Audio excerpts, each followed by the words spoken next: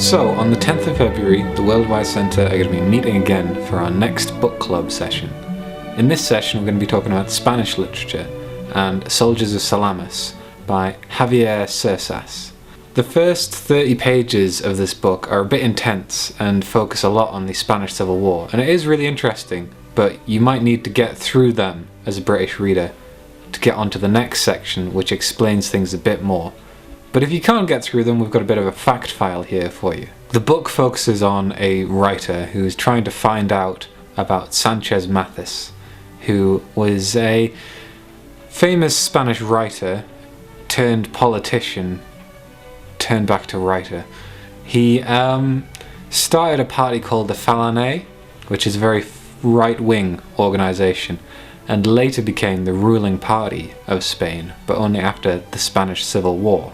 So whilst the rest of Europe was embroiled in World War II, Spain was still stuck in its own conflict of a civil war between right-wing and left-wing parties.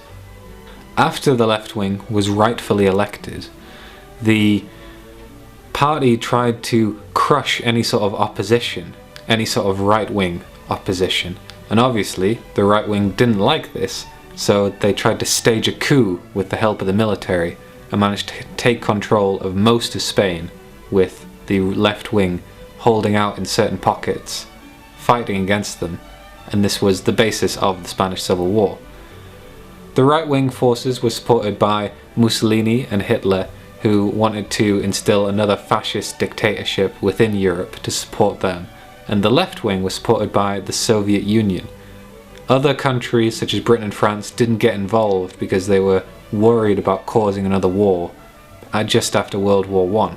The fighting went on for years until General Franco, who you might have heard of, used the power of the military to seize power and then keep power by installing himself as the head of the Falange, the political party started by Sanchez Mathis.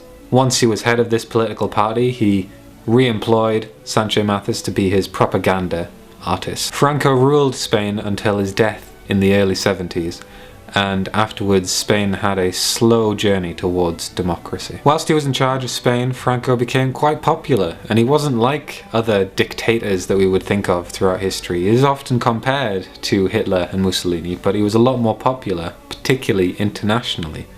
Winston Churchill was even reported as having said that if he were Spanish at the time, he would have also supported Franco in the revolution. It wasn't until 2006 that the government of Spain officially denounced all Francoism. There have been people complaining about this before, but it was the first public statement of this. After this, they started to remove statues of him and roads that had been named after him or his associates. But that wasn't until 2006, and even then didn't fully happen until 2008.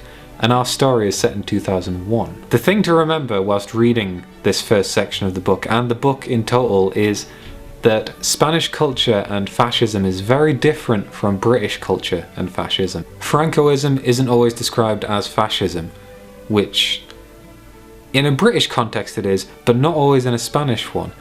And there's a lot of Spanish people who don't feel that General Franco was that bad for the country. They're certainly a minority, but they are there. The thing to remember is that Spain has a very complicated relationship with its past and with General Franco, and that's really what this book is analysing and commenting on, and it was one of the first books to do so. So don't expect the author to be anti-fascist or pro-fascist in any way. It can be a bit confusing to a British reader, as all of our books, all of our literature is anti-fascist by default after World War II. We're going to be talking about this and so much more on the 10th of February, and we really encourage people to come down and talk about this book, or there's also a film, and talk about Spanish culture with this Spanish literature and the general story of Soldiers of Salamis. How real or unreal is it? How much does it focus on fascism? Whether you think it's just a good story, even. Come down and we'll discuss it all.